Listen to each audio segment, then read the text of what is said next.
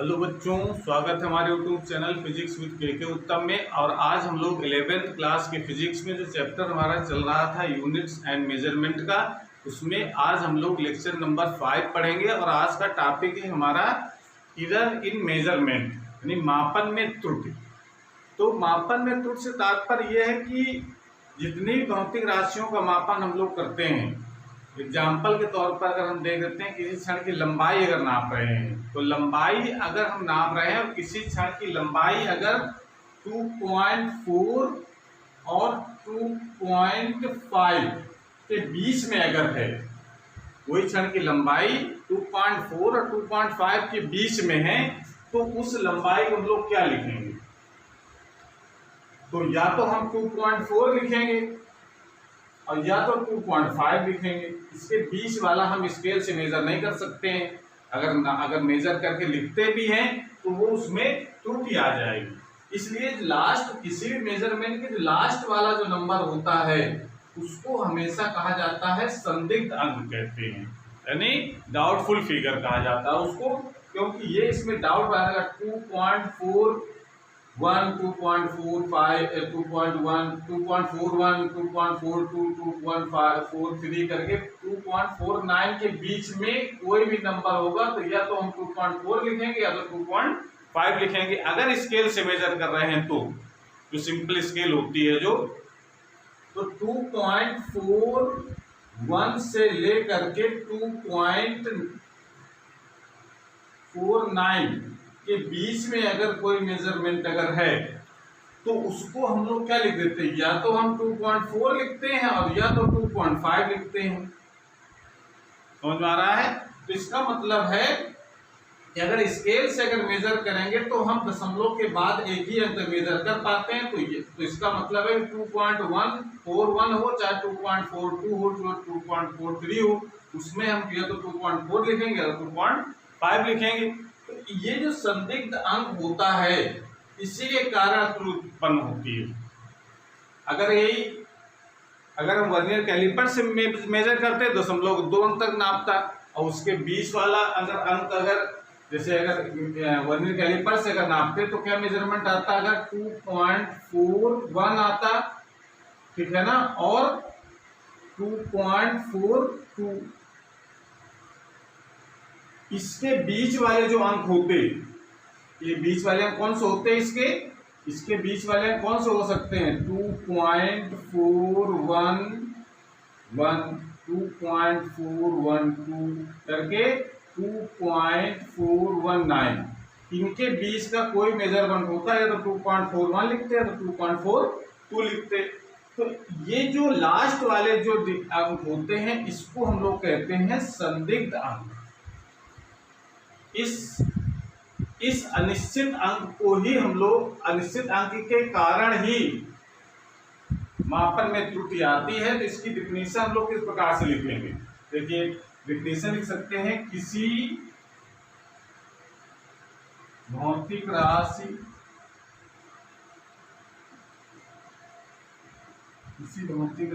की माप की अनिश्चितता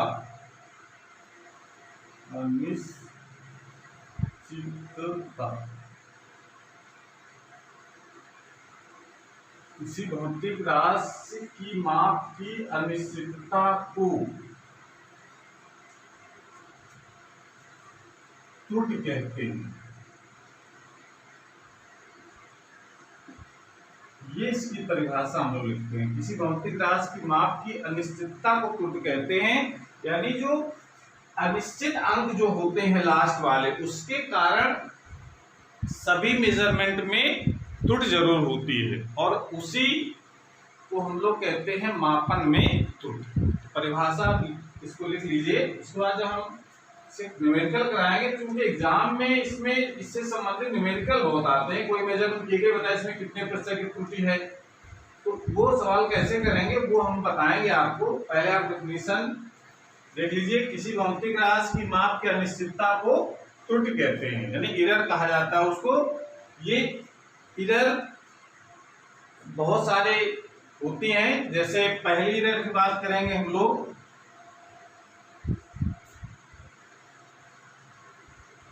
पहली तरह की बात करते हैं। पहली तरह होती है हमारी निरपेक्ष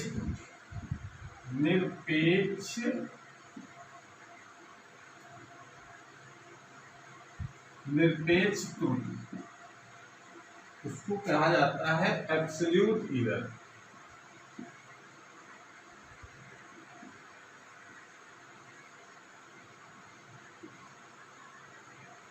ये कौन सी त्रुटि होती है, इसकी परिभाषा पहले हम लिख लेते हैं फिर देखते हैं। किसी भौतिक राशि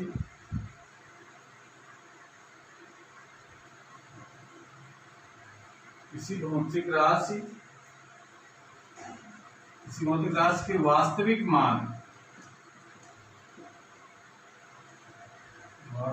मान तथा प्रेक्षित या इसको हम लोग प्रेक्षित की जगह प्रेक्षित मान या उसको प्रायोगिक मान भी कहते हैं, प्रायोगिक मान के अंतर को निरपेक्ष त्रुटि कहते हैं। अंतर को निरपेक्ष त्रुटि कहते। ये होता है निरपेक्ष त्रुटि। निरपेक्ष त्रुटि से मतलब है कि अगर कोई भौतिक राशि का जो वास्तविक मान है और जो हमने अपने प्रयोग द्वारा मान निकाला गया है उसका जो डिफरेंस होगा, जैसे मान लेते किसी क्षण की लंबाई हमने 2.45 मेजर की, ठीक है ना, जबकि उसकी जो ये हमने मेजर की है और जो वास्तविक जो मेजरमेंट था वो 2.44 था सपोज।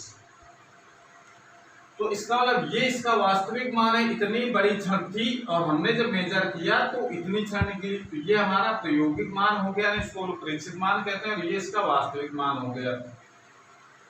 तो इसका जो डिफरेंस होगा, डिफरेंस कितना आएगा, 2.45 में से 2.44 घटा दो, इसमें से जो घटाओ तो कितना आ जाएगा, 0.1 माइनस का आएगा। ये जो मान आया है इसको कहा जाता है निरपेक्ष त्रुटि। वो प्लस में भी हो सकता है माइनस में। मान लो ये इसका वास्तविक मान था, ये इसका कौन सा मान है, वास्तविक मान, और ये हमारा है प्रायोगिक मान, प्रायोगिक या प्रेक्षित कुछ भी। और मान लो प्रायोगिक मान हमने 2.43 निकाला था। प्रायोगिक मान तो गलतियां करना तो मनुष्य की फितरत में है। 2.45, 2.43, 2.41, 2.46 कुछ भी मेजर कर सकते हैं हम लोग। तो अगर इसके हिसाब से देखा जाए तो डिफरेंस कितना आएगा, प्लस का 0.1, इसका जो मान आ जाएगा, इसका जो डिफरेंस करते हैं वही यहाँ पर इतना डिफरेंस आएगा इसका, और यहाँ पर इसका डिफरेंस आ जाएगा प्लस का 0.01। ये जो डिफरेंस आ रहा है इसी को हम लोग कहते हैं निरपेक्ष। अभी आंकिक मान जब करेंगे तो और क्लियर हो जाएगा। तो अब यहाँ प्रश्न ये उठता है कि ये वास्तविक मान आया कहाँ से। जब ये हमने बताया अभी कि जितने भी माप होती हैं सब अशुद्ध होती हैं, क्यों कोई जो है प्योर मेजरमेंट नहीं होता है, तो ये वास्तविक मान कहाँ से आ गया। तो वास्तविक मान लाने का तरीका ये होता है कि फिर हम किसी भी मेजरमेंट को एक बार नहीं करते हैं, उसके मेजरमेंट कोई भी मेजरमेंट कर रहे हैं उसको कई मेजरमेंट किए जाते हैं और फिर उसका जो एवरेज आता है यानी जो औसत मान आता है उसी को हम लोग मान लेते हैं ये इसका वास्तविक मान है। अब क्लियर हो रही है। जैसे अगर किसी में दे रखा है, किसी न्यूमेरिकल में किसी किस्म दे देता है इसका वास्तविक मान इतना है, जैसे जी का मान हम लोग मानते हैं गुरुत्वीय त्वरण होता है 9.8, ये हम लोग वास्तविक मान को मान कर चलते हैं। और अगर मान लो न दिया हो वास्तविक मान तो हम लोग क्या करेंगे, हम अपने प्रयोगशाला में जा करके जी के मान को कई बार मेजर करेंगे और उसका फिर माध्य निकाल लेंगे। तो किसी में 9.8 आएगा, किसी में 9.9 आएगा, किसी में 10 आ जाएगा, किसी में 9.97 आएगा, 9.96 आएगा। इस तरीके से ये वैल्यू आएंगी, उसके बाद इसका मध्यमान लेकर के हम जो वैल्यू आती है उसी को मान लेते हैं वास्तविक मान है। ठीक है, तो मान लेते हैं कि हमने कुछ भौतिक राशियों का मेजरमेंट करना है, तो हमने प्रयोग किया और मान लेते हैं कि एक भौतिक राशि है, उसके कई परीक्षण किए गए। तो माना किसी भौतिक राशि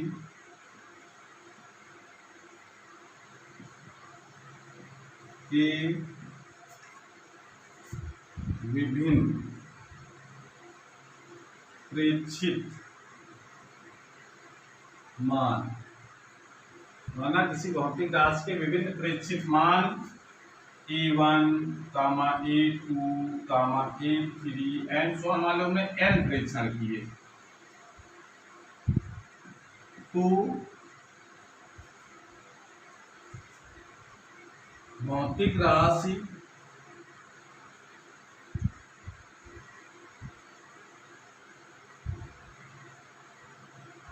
का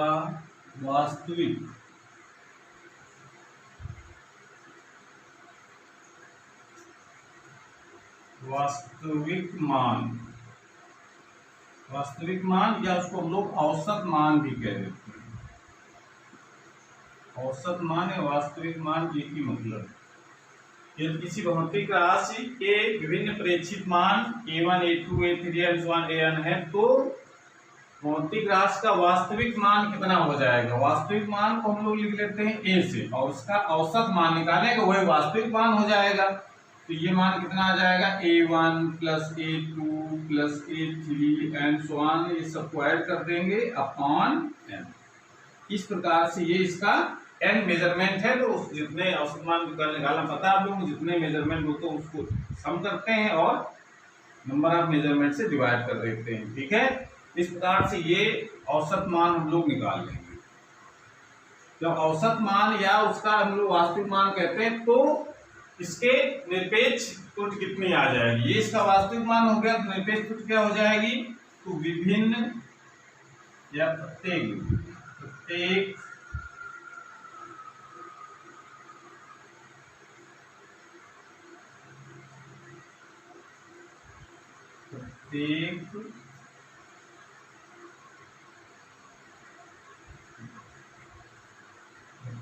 मापन में निरपेक्ष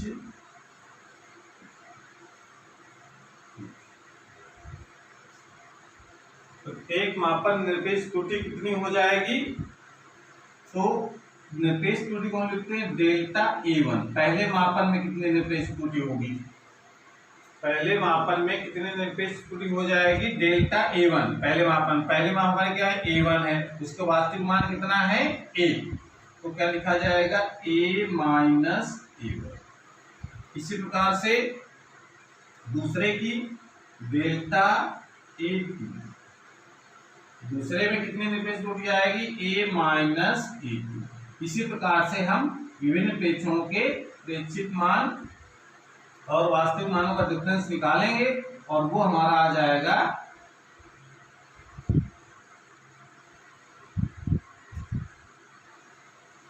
निरपेक्ष त्रुटि। तो ये कितनी वैल्यू हो जाएगी, इसी प्रकार से A माइनस AN। ठीक है, इस प्रकार से ऐसे विभिन्न जो प्रेक्षित मान हैं उनका वास्तविक मान से डिफरेंस निकाल करके हम निरपेक्ष त्रुटि का मान ज्ञात कर सकते हैं।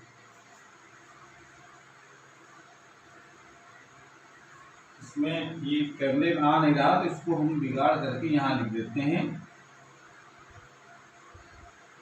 जैसे और आगे देखो, जैसे अगर हम ये कहें, यहाँ देख लेते हैं बगल में, अगर हम ये कहें कि इसके अलावा और A3 तीसरे मेजरमेंट में कितनी त्रुटि होगी, तो A माइनस A3, चौथे वाले में A4, A minus A4 and so on.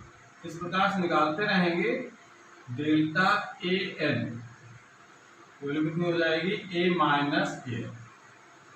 ऐसे हम जितने भी प्रेक्षित मान है उसमें हम निरपेक्ष त्रुटि का मान ज्ञात कर सकते हैं। नोट कर लीजिए इसको। जब इसका आंकिक प्रश्न करेंगे तो ये कहानी बिल्कुल क्लियर हो जाएगी। निरपेक्ष त्रुटि का मतलब हो गया कि जो भी वास्तविक मान है उसका प्रेक्षित मान से कितना अंतर है। ये प्लस और माइनस दोनों में निरपेक्ष त्रुटि हो सकती है, ठीक है ना भाई। वास्तविक मान जो है वो तो फिक्स हो गया, अब प्रेक्षित मान वास्तविक मान से ज्यादा भी हो सकता है और कम भी हो सकता है। इसके आधार पर निरपेक्ष त्रुटि माइनस में भी आ सकती है और प्लस में भी आ सकती है, ठीक है। उसको नोट कर लीजिए। उसके बाद अगर निरपेक्ष त्रुटि निकाल लिया है हमने तो इसकी माध्य निरपेक्ष त्रुटि भी निकाली जाती है। तो माध्य निरपेक्ष त्रुटि कैसे निकालेंगे, नोट कर लें पहले इसको।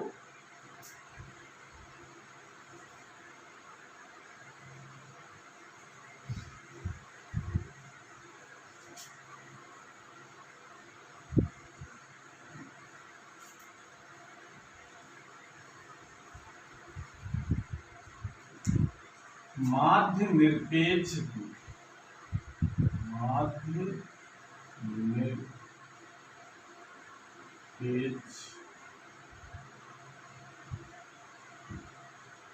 अगर निरपेक्ष त्रुटि इतनी आ गई प्रत्येक परीक्षा में, अगर माध्य उसका माध्य निकालोगे वो असली त्रुटि आएगी। तो माध्य निरपेक्ष त्रुटि कितनी हो जाएगी, उसको हम लोग लिखते हैं डेल्टा एक्स। माध्य निरपेक्ष डेल्टा ए। अब माध्य निकालना है तो इसका मतलब है कि जितने भी ये जो निरपेक्ष त्रुटियां आई हैं उनको सबको ऐड करेंगे, यानी डेल्टा A1। लेकिन ध्यान रखना है कि इसको प्लस में ही रखना है, क्योंकि ये हमने बताया कि जो निरपेक्ष त्रुटियां हैं ये प्लस में भी हो सकती है माइनस में हो सकती है। लेकिन जब हम माध्य निरपेक्ष त्रुटि निकालेंगे तो हमेशा प्लस वैल्यू रखी जाएगी, माइनस वाली अगर है तो वो भी प्लस में हो जाएगी, क्योंकि मॉड इसे लगाया जा रहा है। इस प्रकार से mod delta A1, delta A2, delta A3 सबको ऐड कर देंगे और जितने परीक्षण किए हैं उससे डिवाइड कर देंगे। इस प्रकार से ये माध्य निरपेक्ष त्रुटि आ जाएगी, ठीक है। तो ये माध्य निरपेक्ष त्रुटि निकाल लेते हैं। वही त्रुटि हमारी आती है मेजरमेंट में कितनी है। जैसे अगर मान लेते हैं कोई मेजरमेंट हमने किया, ठीक है, तो मान लेते हैं कोई मेजरमेंट हमने किया, उसकी वास्तविक मान हमारा ए आ गया और जो माध्य निरपेक्ष त्रुटि निकली है वो डेल्टा ए आ गई।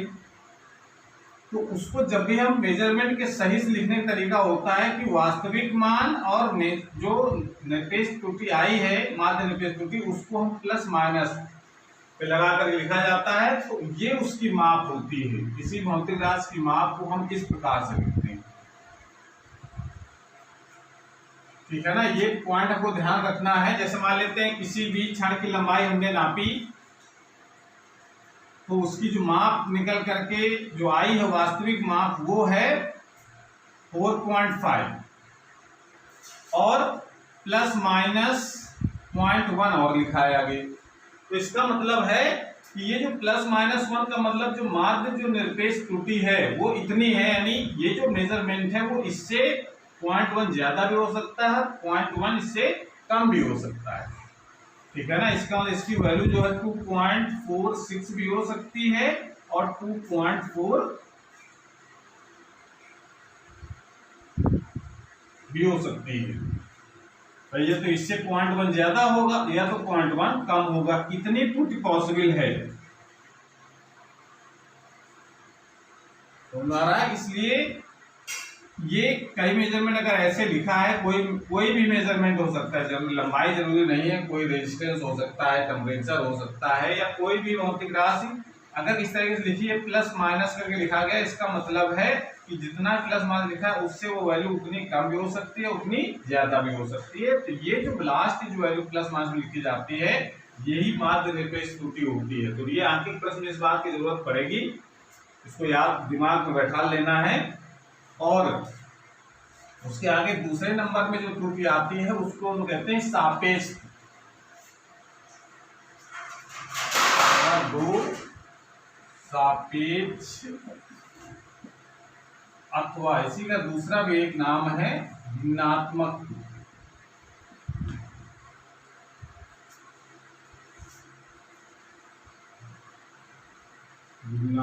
त्रुटि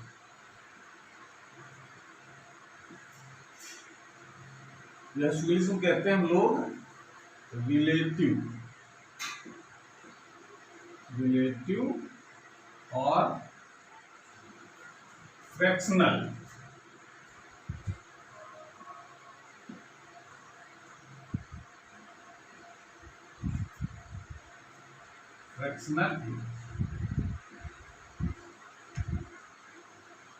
फ्रैक्शनल एरर, ठीक है। इसकी डेफिनेशन क्या लिखेंगे हम लोग?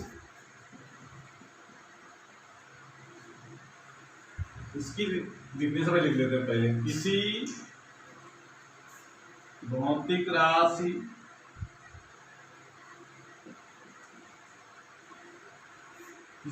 राशि की माध्य निरपेक्ष त्रुटि,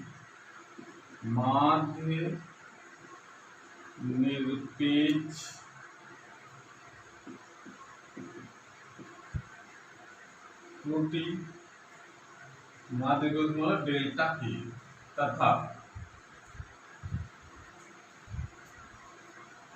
वास्तविक मान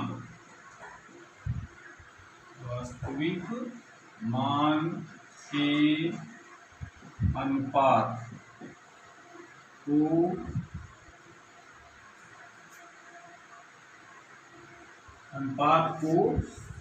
भिन्नात्मक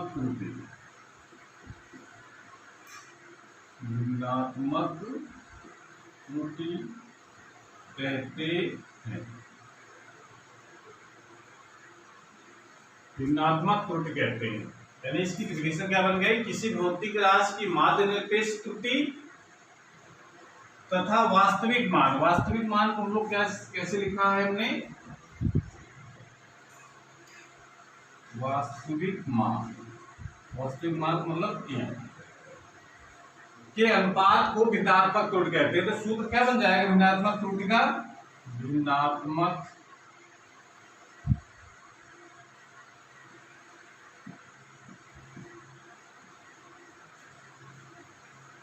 त्रुटि बराबर डेल्टा के अपॉन, ये फार्मूला बन जाएगा भिन्नात्मक त्रुटि का। अगर हमको माध्य निरपेक्ष त्रुटि पता और वास्तविक मान पता है तो उसका रेशियो निकाल लेंगे तो वो हो जाएगी सापेक्ष त्रुटि, और उसको भिन्नात्मक त्रुटि कह देते हैं, ठीक है। और अगली है हमारी प्रतिशत त्रुटि।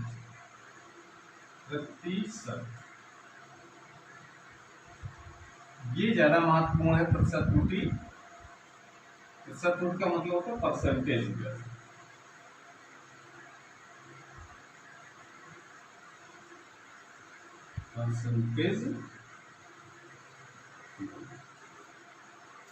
परसेंटेज अगर निकालना तो बहुत आसान। अगर हमने इसकी निरपेक्ष सापेक्ष त्रुटि अगर निकाल ली है तो केवल आपको 100 का मल्टीप्लाई करना है, यानी भिन्नात्मक त्रुटि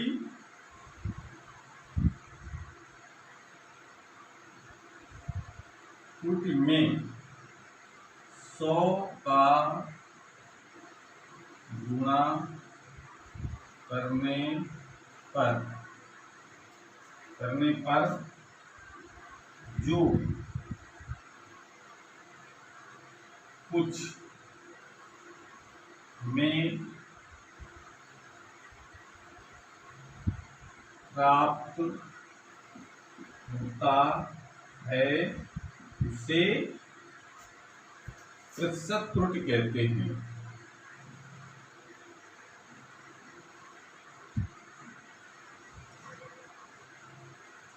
प्रतिशत त्रुटि बराबर सूत्र क्या बन जाएगा? प्रतिशत त्रुटि बराबर डेल्टा ए अपॉन ए, ये तो हमारे हो जाएंगे भिन्नात्मक त्रुटि, और उसमें केवल 100 का मल्टीप्लाई कराते हैं। तो इस तरीके से ये हमको 3 जो त्रुटियां थी इसके बारे में जानना था। इस पर आधारित आंकिक प्रश्न भी काफी महत्वपूर्ण है, इसको नोट कर लीजिए, फिर आंकिक प्रश्न को किया जाए। हमको पता है, हम लोगों ने पढ़ा भी कि निरपेक्ष त्रुटि क्या होती है और सापेक्ष त्रुटि क्या होती है और प्रतिशत त्रुटि क्या होती है। तो पहले हम इस पर आधारित आंकिक प्रश्न कर लें, जिससे इसमें जो कंफ्यूजन है वो दूर हो जाए। ठीक है, सो नोट कर लीजिए, उसके बाद फिर आंकिक प्रश्न करते हैं।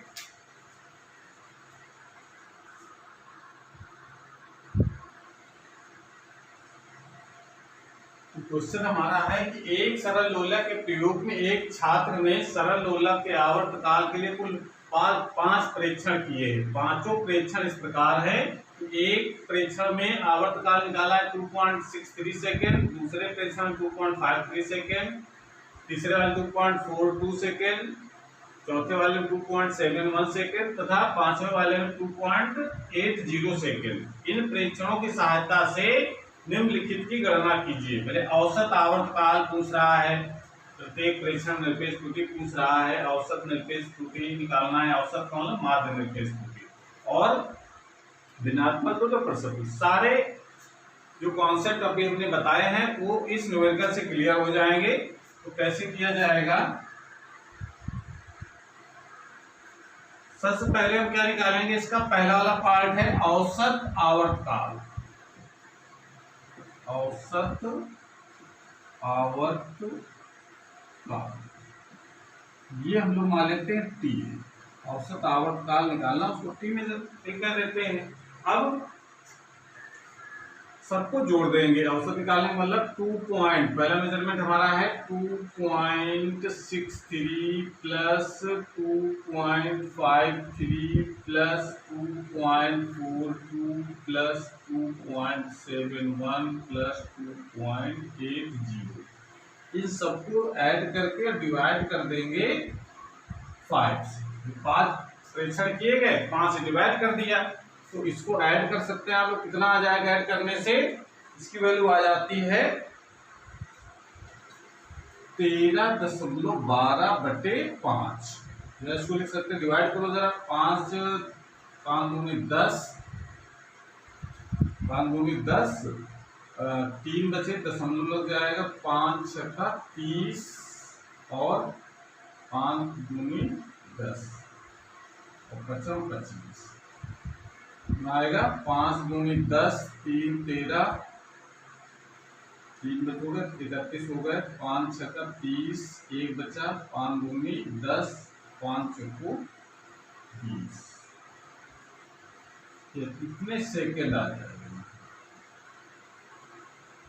कितनी वैल्यू आ जाएगी, या उसको हम लोग दशमलव के 2 अंक लिखना चाहें तो सारे में 0.2 अंक तक है, तो इसको 0.2 अंक तक रखो, ये वैल्यू हमारे पास आ जाएगी। इसको राउंड अप कर लेंगे 0.2 अंक तक। ठीक है, राउंड अप नियम हम लोग बाद में पढ़ेंगे।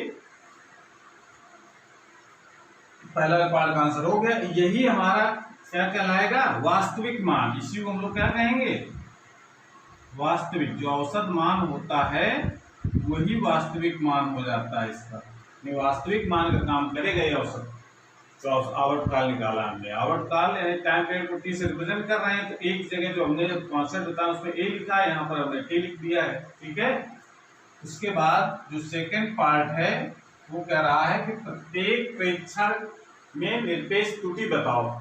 तो प्रत्येक प्रेक्षण को कैसे निकाली जाएगी, डेल्टा T1 लिख दीजिए आप। प्रत्येक प्रेक्षण में निरपेक्ष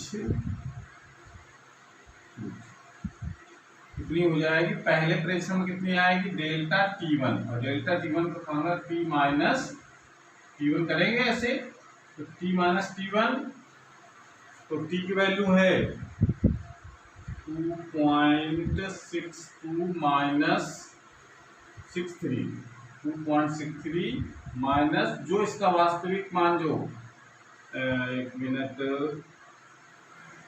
ये इसका वास्तविक मान है 2.62 और 2.63 ये इसका प्रेक्षित मान हो गया पहला वाला।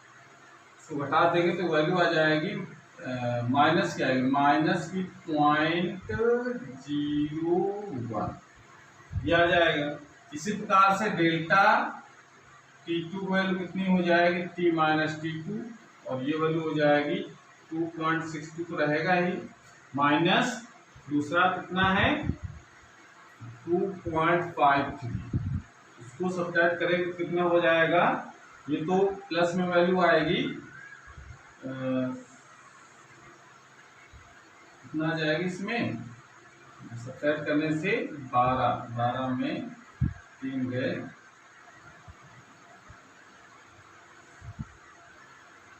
.0 और 9, ये वैल्यू हो जाएगी। इस क्वेश्चन में थोड़ा सा गड़बड़ हो गया लिखने में, इसको सही कर लें। 2.56 मेजरमेंट के साथ कैलकुलेट करना है, तो बाकी ये 2.56 हो जाएगा, इसको बाकी कैलकुलेशन सही है, यहाँ पर 2.56 और इसके हिसाब से आ जाएगा 0.06।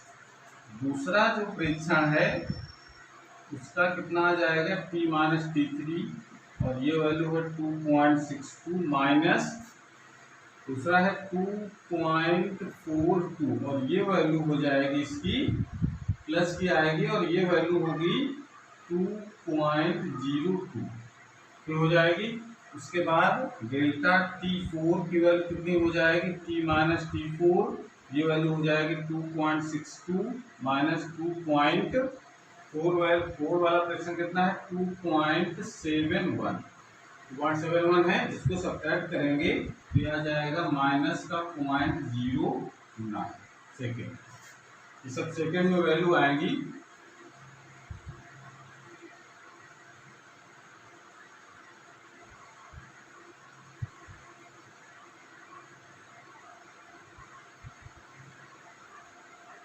सेकेंड, और पांचवा जो परीक्षण है उसमें जो निरपेक्ष त्रुटि आएगी वो है T माइनस T5, ये हो जाएगा 2.62 माइनस लास्ट परीक्षण 2.80, इसको सब्ट्रैक्ट करेंगे तो ये वैल्यू हो जाएगी माइनस 0.18 सेकेंड। इस प्रकार से ये हमने प्रत्येक परीक्षण के निरपेक्ष त्रुटियां नोट कर रही हैं। उसके बाद इसका अगला पार्ट किया जाए, इसको नोट कर लीजिए। पहले कोई समस्या नहीं है, पहले हम औसत आवर्तकाल निकालेंगे, वही वास्तविक मान का काम करेगा। उसके बाद प्रत्येक प्रेक्षण निरपेक्ष त्रुटियां निकालनी है, तो फिर हम प्रत्येक प्रेक्षण के वास्तविक मान में प्रेक्षित मान को बारी बारी घटाते चले जाएंगे, तो वो माइनस या प्लस में वैल्यू आ जाएगी। तो निरपेक्ष त्रुटियां प्लस में भी हो सकती है, माइनस भी हो सकती है। तो इस प्रकार से हमने ये निरपेक्ष त्रुटियां निकाल ली, नोट कर लें इसको। उसके बाद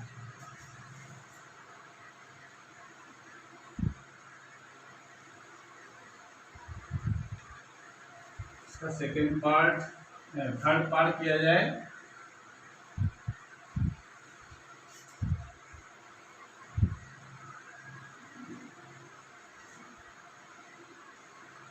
थर्ड पार्ट हमारा है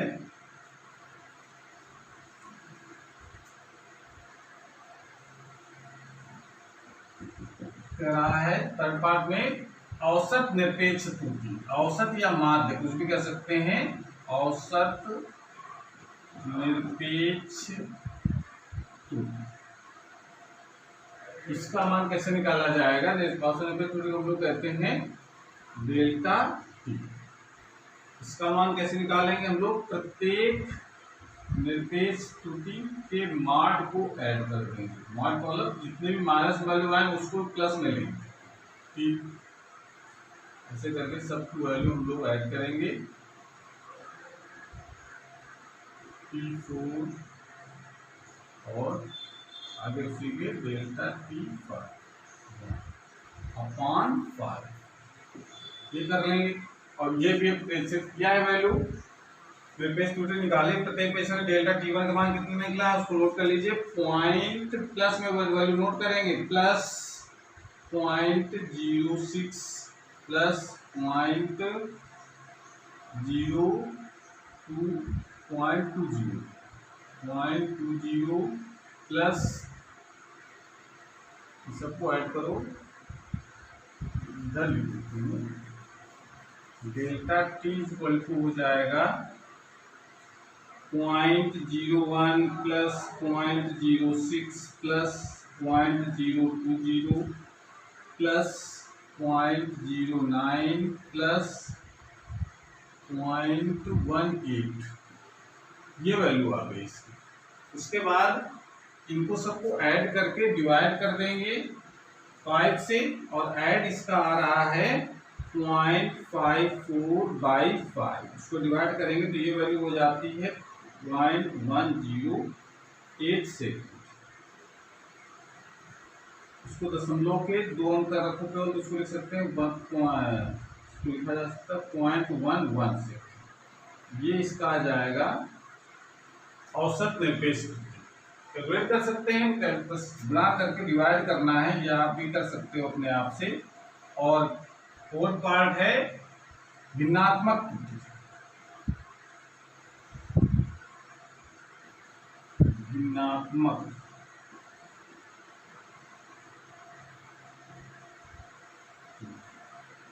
त्रुटि कैसे निकालेंगे हम लोग? जितनी माध्य निरपेक्ष त्रुटि आई है उसमें हम वास्तविक मान से डिवाइड कर दें। तो वास्तविक मान कितना आया था अपना, याद है? पहले देखो उसमें पहले क्या लिखा है 0.11, तो ये तो हमारा हो जाएगा औसत निरपेक्ष त्रुटि, और टी का मान कितना था 2.62, ये वैल्यू थी। इसको जब डिवाइड कर देंगे तो ये वैल्यू हो जाती है लगभग, इसकी वैल्यू आ जाती है डिवाइड करने पर 0.40419। इसको डिवाइड करेंगे तो इसको लगभग लिखा जा सकता है 0.04। इतनी भिन्नात्मक त्रुटि के आगे कोई यूनिट नहीं लिखी जाएगी, तो ये वैल्यू इसकी आ जाएगी भिन्नात्मक त्रुटि। ठीक है, नोट कर लो इसको।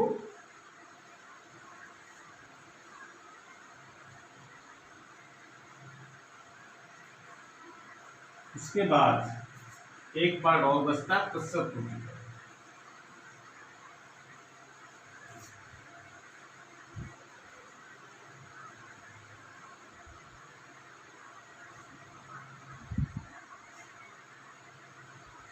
इसका फिफ्थ पार्ट है प्रतिशत त्रुटि। प्रतिशत त्रुटि निकालना, प्रतिशत त्रुटि क्या होता है? डेल्टा ए अपॉन ए, यानी यहाँ पर डेल्टा टी है, delta T upon T into 100। ये delta T upon T value निकली 0.04 इंटू 100 को मल्टीप्लाई कर देंगे तो आ जाएगा 4% की त्रुटि आ जाएगी इसमें परसेंटेज। ठीक है, इस प्रकार से ऐसे क्वेश्चनों को हम कर लेंगे, नोट कर लीजिए इसको। उसके बाद और भी हमको त्रुटियां पढ़नी है, जैसे ऐड, जब दो त्रुटियां ऐड हो रही हो तो किस प्रकार से टोटल मान कितना आ जाता है, या सब्ट्रैक्ट हो रही हो तब कैसे आता है उसका मान, या पावर में लिखी हो यानी इधर, तो ये सब चीजें हम पढ़ेंगे हम लोग। तो इसको पहले नोट कर लें, उसके बाद नोट कर लिया, फिर हम लोग बात करते हैं योग में त्रुटि कैसी होती है। जो भौतिक राशियां जुड़ रही हैं और दोनों में अगर त्रुटि है तो कुल त्रुटि कितनी हो जाएगी, ये हमको ज्ञात करना है। तो बात करें, अगला पॉइंट हमारा हो जाएगा,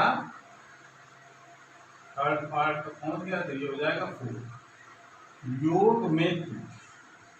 योग में त्रुटि यानी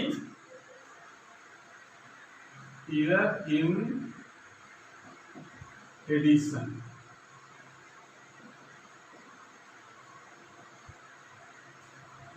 योग में त्रुटि कैसे आएगी? योग में त्रुटि आने का मतलब ये कि जैसे अगर हम ये कहते हैं कि दो भौतिक राशियां हैं हमारे पास, माना दो भौतिक राशियां हैं x और y, इनको हम ऐड करके एक नई भौतिक राशि प्राप्त कर रहे हैं z।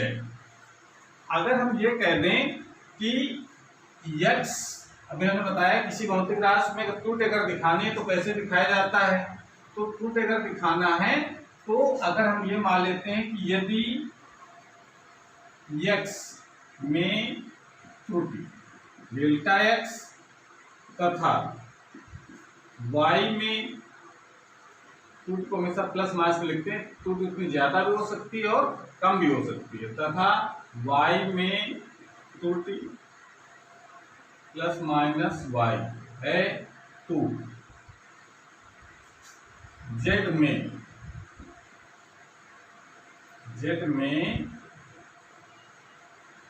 त्रुटि अगर मान लेते हैं प्लस माइनस डेल्टा z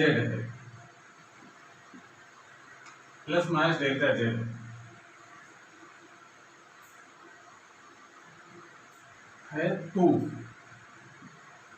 यदि x में तो delta plus minus delta x मान लें, y में मान लेते हैं प्लस माइनस डेल्टा y, तो z में अगर त्रुटि अगर प्लस माइनस डेल्टा z है तो इस समीकरण को क्या लिख सकते हैं हम लोग, z प्लस माइनस कितनी त्रुटि दिखाई पड़ेगी हमको, इसकी वैल्यू कैसे निकालेंगे हम लोग, x plus minus delta x plus add करना है y में y plus minus delta y। जब ऐड जब करेंगे तो यहाँ पर ध्यान देना है, जब दो भौतिक राशियों को ऐड किया जाएगा तो जो इसमें जो x है ये तो इसका वास्तविक मान होगा और ये डेल्टा x ये इसमें त्रुटि होगी, ठीक है ना। ऐसे ये y का वास्तविक मान है और ये इसकी त्रुटि है, ऐसे ऐड करेंगे तो ये z जो उसकी आएगी वो वास्तविक वैल्यू आएगी और डेल्टा z ये इससे त्रुटि आएगी। तो कैसे लिखा जाएगा, तो z की जो वैल्यू आएगी वो तो हम सिंपली इन दोनों को जोड़ देंगे, जो वास्तविक मान है इनको हमेशा ऐड कर देते हैं और प्लस माइनस और जो त्रुटियां हैं इसमें वो हमारी ऐड हो जाएंगी इस प्रकार से। त्रुटि जो हमेशा क्या होती है, ऐड होती है। तो इसका मतलब यहाँ पर एक मिनट इसको ऐसे plus minus delta z, delta z की वैल्यू तो इसका पता है z की वैल्यू क्या हो जाएगी x प्लस वाई और डेल्टा z की वैल्यू क्या हो जाएगी delta x plus delta y, ये डेल्टा z की वैल्यू हो जाएगी। तो ऐसे मतलब कहने का हमारा मतलब जब भी अगर कोई भौतिक राशियां अगर जुड़ रही हैं तो उनकी त्रुटियां भी ऐड हो जाती हैं। तो हमारा जैसे ये वास्तविक मान हो गए तो सीधे सीधे जुड़ जाएंगे और जो त्रुटियां होती हैं वो भी ऐड होती हैं, तो हमारा है। तो इस प्रकार से ये अभी हम आगे प्रश्न करेंगे तो ये क्लियर हो जाएगा कि डेल्टा z का मान कैसे ज्ञात करेंगे। डेल्टा z का मतलब जो त्रुटियां आई हैं मेजरमेंट में डेल्टा x और डेल्टा y, इन दोनों को ऐड करने के बाद ही हमको पता चलेगा कि ऐड में कितनी त्रुटि आ रही है। इसी प्रकार से अगर हम ये कहें कि घटाना में कितनी त्रुटि आएगी, घटाने में यानी इधर इन सब्ट्रैक्शन,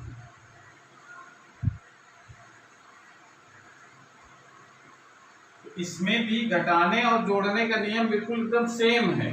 घटाने वाले भी अगर मान लेते हैं दो भौतिक राशियां घटाई जा रही हैं इस प्रकार से x माइनस वाई, और कहा जाए कि इस अगर इनको इस प्रकार से भी लिखा जाए तो सेम उसी तरीके से लिख रहे हैं जैसा ऊपर लिखा गया, तो इसको अगर हम ये लिख दें कि x में त्रुटि है डेल्टा x और y में जो त्रुटि है वो प्लस माइनस डेल्टा y। तो जब हम सॉरी यहाँ पर माइनस अंतर अगर कर रहे हैं कि x में जो त्रुटि आई है डेल्टा x, तो उसको कैसे लिखेंगे हम लोग x plus minus delta x, y में अगर त्रुटि आई है तो y plus minus delta y। अब दोनों का अंतर करना है, तो अंतर जब करेंगे तो जो इसकी जो रियल वैल्यू है, जो वैल्यू रियल वाली है, जो वास्तविक मान है इसके, ये तो हमेशा सब्ट्रैक्ट हो जाएंगे, लेकिन जो अब ये इधर को सब्ट्रैक्ट नहीं करना है सब्ट्रैक्शन में, वो भी हमेशा ऐड होती है। ये आप रूल याद रखो, इसको न्यूमेरिकल में हमको जरूरत पड़ेगी, इस प्रकार से करना है। तो इसका मतलब यहाँ पर हमको z जो प्राप्त होगा वो तो दोनों को सब्ट्रैक्शन के कारण प्राप्त होगा, और जो डेल्टा z जो प्राप्त होगा नहीं अंतर में जो त्रुटि आएगी वो दोनों की त्रुटियों के योग के बराबर ही रहे, उसमें हम उनको त्रुटियों को नहीं घटाएंगे कभी। बस इतना हमको ध्यान रखना, चाहे ऐड कर रहे हो चाहे सब्ट्रैक्ट कर रहे हो, जो वास्तविक मान है वो तो ऐड और सब्ट्रैक्ट होंगे, लेकिन जो त्रुटियां होंगी वो हमेशा ऐड होती हैं। तो एक आंकिक प्रश्न करें तो ये कहानी क्लियर हो जाए। नोट कर लीजिए इसको पहले।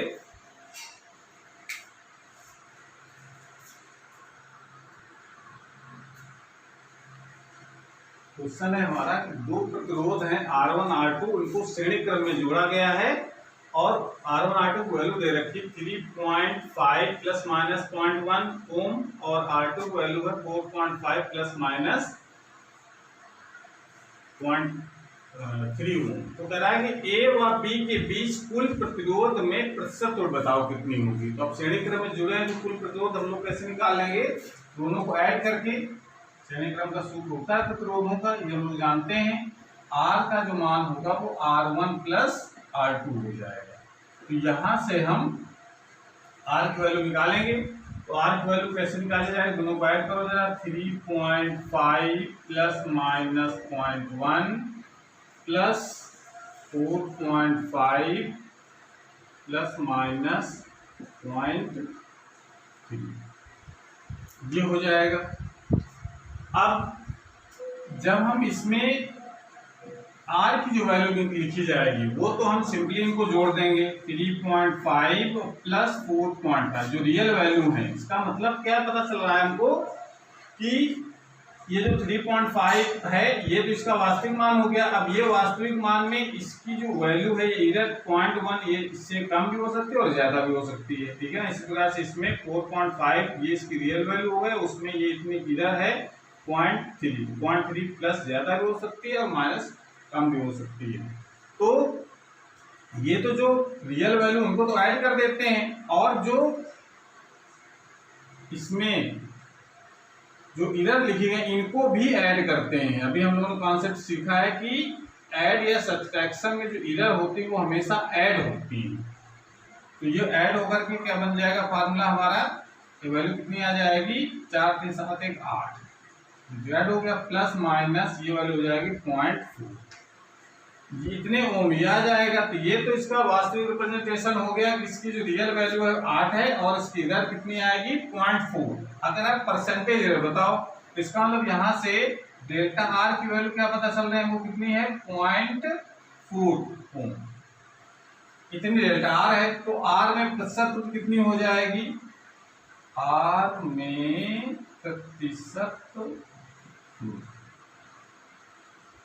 प्रतिशत कितनी आ जाएगी, डेल्टा R अपान R इंटू 100। ये सूत्र हम लोग जानते हैं प्रतिशत निकालने का। तो डेल्टा R की वैल्यू कितनी है 0.4 अपान R की वैल्यू है 8.0 इंटू 100। ये तो आ जाएगा, दशमलव खत्म करेंगे तो कितना हो गया ये 4/80 इंटू 100। एक से 0 ये कट जाएगा, 4 4 दूनी 8 और 2 5 10 5%, ये आंसर है। इस प्रकार से प्रतिशत को हम एडिशन में ज्ञात कर लेते हैं, ठीक है। नोट कर लीजिए इसको। फिर इसका दूसरा क्वेश्चन और क्या, सब्ट्रैक्शन वाला एक आंकिक को सॉल्व कर लेते हैं। नोट कर लें इसको।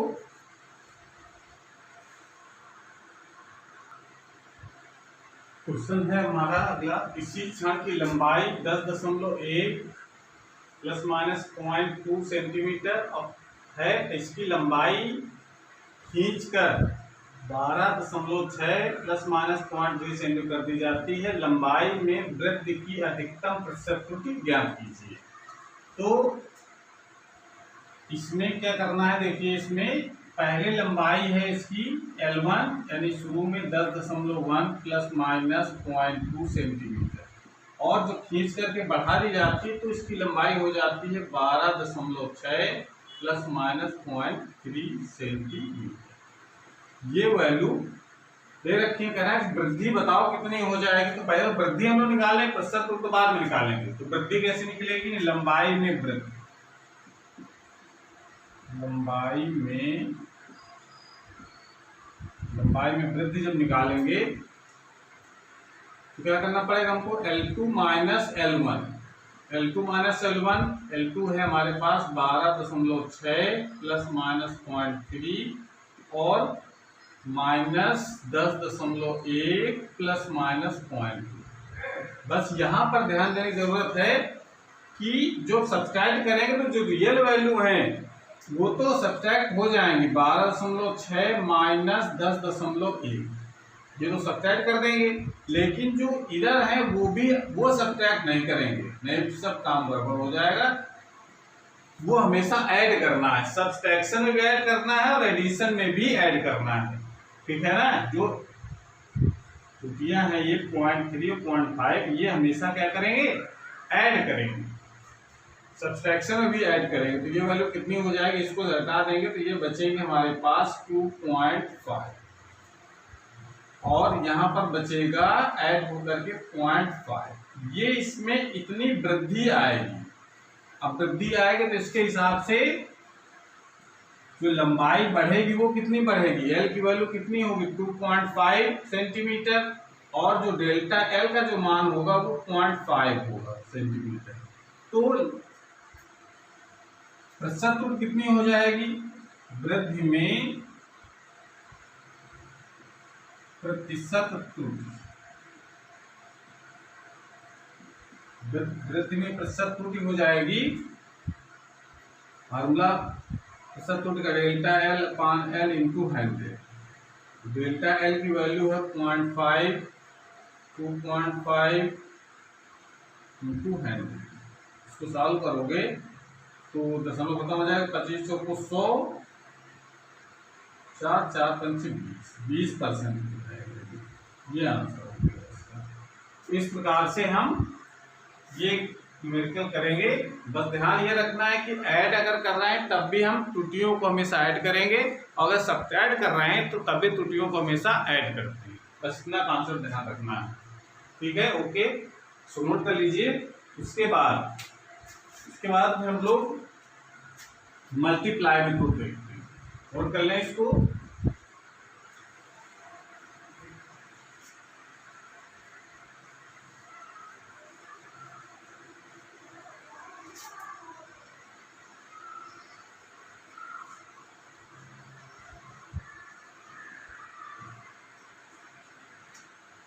अगला पॉइंट हमारा हो जाएगा छठा पॉइंट है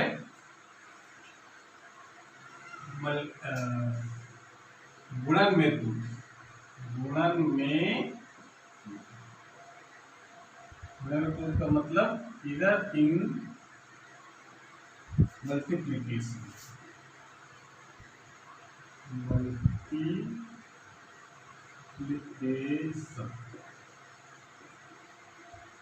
इसमें देखो इसकी कैसे त्रुटि निकालते हैं। अगर मान लेते हैं कोई भौतिक राशि है ए और वो L इंटू बी से निकली, यानी मल्टीप्लाई लेंथ, मान लो एरिया निकाल रहे हैं तो लेंथ इंटू ब्रेथ करेंगे तभी एरिया निकलेगा। तो एरिया में कितने प्रतिशत की त्रुटि हो जाएगी, अगर ये पता है कि लंबाई नापने में 2% की त्रुटि और एरिया नापने में 3% की त्रुटि, तो क्षेत्रफल नापने में कितने प्रतिशत त्रुटि हो जाएगी। तो इसके फार्मूला हम लोग लिखेंगे, पहले फार्मूला बनाना आना चाहिए। तो लिखेंगे ए में प्रतिशत त्रुटि, ए में प्रतिशत त्रुटि बराबर कैसे लिखा जाएगा, ए प्रतिशत त्रुटि बराबर लिखा जाएगा delta a upon A into 100। तो ऐसे लिखते किसी भौतिक राशि पर सत्तर लिखना है तो हम लोग delta a upon into 100 is equal to delta l upon l into 100 plus लगाएंगे। यहाँ ध्यान देना है, जब भी हम प्रतिशत निकालेंगे तो मल्टीप्लाई लगा है तब भी प्लस, डेल्टा बी अपान बी इंटू 100। ये फार्मूला आपको ध्यान रखना है। अगर मल्टीप्लाई में जितनी भौतिक राशि मल्टीप्लाई होगी, 3 मल्टीप्लाई में अगर लिखी है तो तीनों प्लस, आगे वाला भी हो जाएगा कि प्लस लगाएंगे उसमें, अधिकतम चूंकि हमेशा त्रुटि निकाले तो अधिकतम प्रतिशत त्रुटि निकालते हैं, अधिकतम निकालने के लिए हमेशा प्लस। समझ में आ रहा है? इस प्रकार से ये फार्मूला बनाने की प्रैक्टिस आपको करनी है, उसके बाद आगे के प्रश्न हम लोग करेंगे। तो गुणन में त्रुटि हो गई, इसी प्रकार से भाग में त्रुटि। भाग में त्रुटि कैसे निकालेंगे, यानी इधर इन डिवीजन।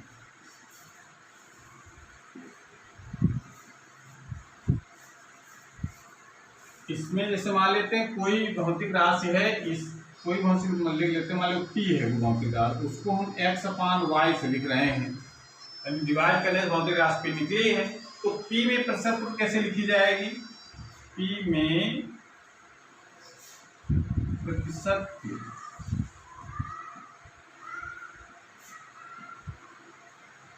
त्रुटि यानी डेल्टा p/p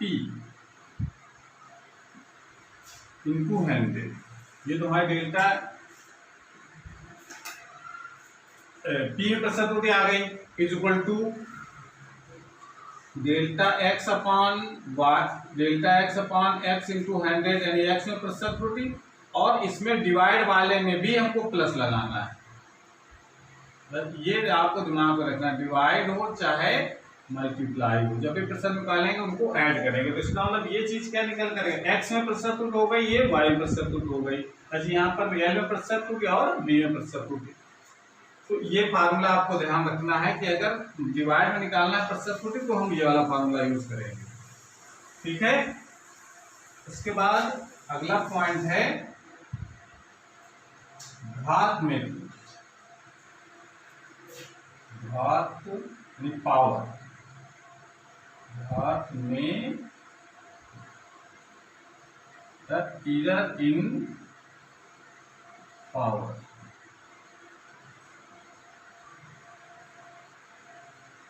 इधर इन पावर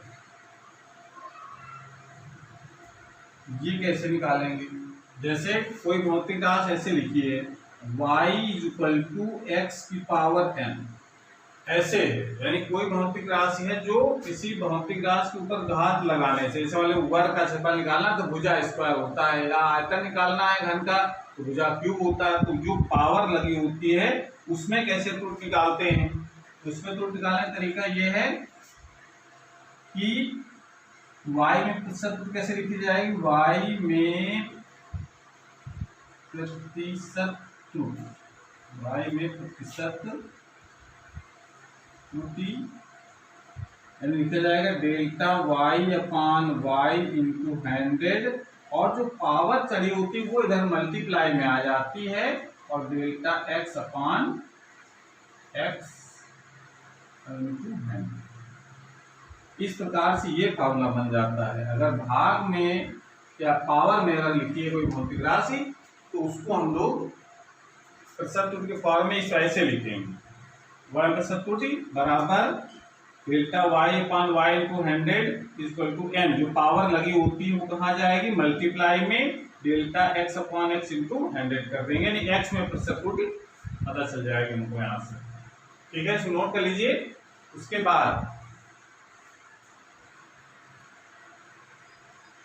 बाद इसी का एक पार्ट और है, अगर मान लेते हैं घात में त्रुटि निकालने में अगर कोई भौतिक राशि केवल एक भौतिक राशि ना हो, कई भौतिक राशियां लिखी हों, पावर सब में लगे हों, कुछ में न लगे हों, तो कैसे लिखा जाएगा। जैसे अगर हम इसी में ये कहते हैं कि अगर कोई भौतिक राशि है ऐसे, माना p = x⁴a y⁴b/z⁴c,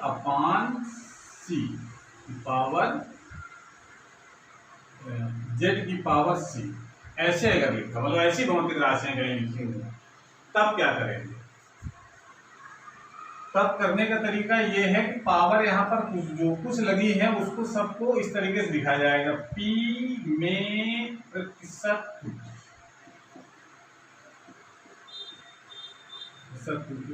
कैसे लिखा जाएगा, delta p/p into 100 is equal to, इसको जो पावर लगी होती है उसको तो पहले मल्टीप्लाई कर लेंगे, डेल्टा x/x x इंटू 100 ये हो जाएगा, प्लस जो फिर प्लस लगाएंगे, मल्टीप्लाई में है ये तो प्लस पावर फिर मल्टीप्लाई में आ जाएगी delta y upon y into 100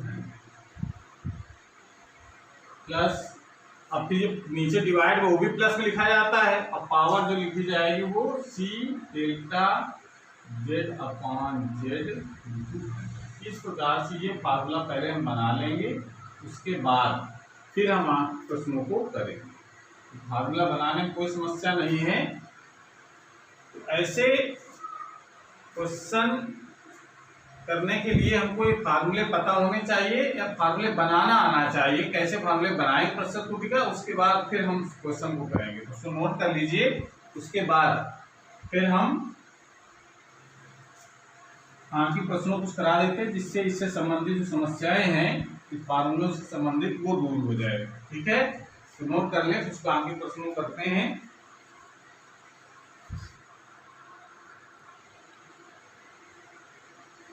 question हमारा है, दो क्वेश्चन लिखे हैं। पहला क्वेश्चन करते हैं हम लोग, किसी आयत की लंबाई नापने में 4% की तथा चौड़ाई नापने में 2% की त्रुटि होती है, तो आयत के क्षेत्रफल नापने में कितने प्रतिशत की त्रुटि हो जाएगी। तो अगर हमको आयत का क्षेत्रफल अगर नापना है तो क्षेत्रफल का पहले सूत्र लिखना पड़ेगा। क्षेत्रफल बराबर होता है a बराबर होता है लेंथ इंटू। अब इसका जरा प्रतिशत निकालो। a में प्रतिशत कैसे लिखी जाएगी, delta a upon a into 100 लिखी जाएगी। a में प्रतिशत त्रुटि इक्वल टू फार्मूला क्या बनेगा, l delta l upon l into 100 और प्लस मल्टीप्लाई होगा तो plus delta b upon b into 100 ऐसे लिख देंगे। a में प्रतिशत त्रुटि आ जाएगी कितनी, a में प्रतिशत त्रुटि यानी कह सकते हैं a में प्रतिशत त्रुटि delta a upon a into 100 equal to delta l upon l into 100 plus delta b upon b into 100। तो इसका मतलब क्या है, ये चीज क्या लिखी गई है, इसका मतलब है कि l में प्रतिशत त्रुटि हो गई है, ये तो कहेंगे हम लोग l में प्रतिशत त्रुटि और प्लस ये b में प्रतिशत त्रुटि यानी लंबाई में प्रतिशत त्रुटि और चौड़ाई में प्रतिशत त्रुटि। अब ये क्वेश्चन दे रखा है l में कितनी त्रुटि हो रही है, लंबाई नापने में कितनी है 4% की त्रुटि है और चौड़ाई नापने में 2% त्रुटि, ये हो जाएगी 6% हो जाएगी इसकी त्रुटि। ठीक है ना, ये नहीं मल्टीप्लाई में है तो इनको हम ऐड कर या मल्टीप्लाई कर देंगे त्रुटियों को, 4 दूनी 8 नहीं हो जाएगा, 4 2 6 होगा। तो इस प्रकार से इन क्वेश्चनों को करेंगे। ठीक है ना, इसी प्रकार से अगला क्वेश्चन देख लेते हैं। किसी पदार्थ नापने में पदार्थ के द्रव्यमान नापने में 2% की त्रुटि तथा आयतन नापने में 3% त्रुटि होती है, तो उस पदार्थ के घनत्व नापने में कितने प्रतिशत त्रुटि होगी। तो घनत्व बराबर सूत्र हमको पता है, घनत्व क्या सूत्र होता है, घनत्व को हम लोग क्या लिख देते हैं, डी से लिख देते हैं घनत्व को, घनत्व बराबर द्रव्यमान बटे आयतन ये तो होता है। तो डी में प्रतिशत कितनी हो जाएगी, फार्मूला बना लिया जाए, डी में प्रतिशत फार्मूला कैसे बनेगा, डेल्टा डी अपान डी इंटू 100। ये तो इसकी प्रतिशत त्रुटि आ जाएगी इक्वल टू, मैं हमको इसमें देखना है डेल्टा m अपान m इंटू 100 प्लस डिवाइड में भी है तब भी प्लस डेल्टा v अपान v इंटू 100। अब यहाँ पर ध्यान दो, ये द्रव्यमान नापने प्रतिशत त्रुटि हो गई, जैसे यहाँ पर लंबाई नापने प्रतिशत त्रुटि, चौड़ाई नापने प्रतिशत त्रुटि, ये द्रव्यमान नापने प्रतिशत त्रुटि, ये आयतन नापने प्रतिशत त्रुटि। तो द्रव्यमान नापने कितने प्रतिशत त्रुटि है, 2% की, और आयतन नापने में है 3%, 3 2 5% की त्रुटि हो जाएगी घनत्व को नापने। ठीक है, इस प्रकार से ये तो मल्टीप्लाई और डिवाइड वाले क्वेश्चन हुए। उसके बाद फिर पावर वाले क्वेश्चन कुछ कर लेते हैं, नोट कर लें पहले।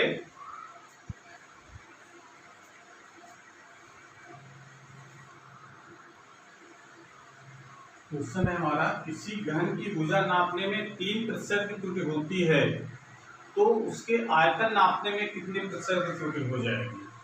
तो घन का आयतन का सूत्र पता है, घन का आयतन v बराबर क्या होता है फार्मूला, भुजा क्यूब। भुजा को हम लोग a से लिख दें, भुजा क्यूब हो जाएगा इतना, इनका आयतन भुजा क्यूब, भुजा को a मान लिया तो a क्यूब हो जाएगा। तो आयतन में कितने प्रतिशत त्रुटि हो जाएगी, यानी v में प्रतिशत त्रुटि,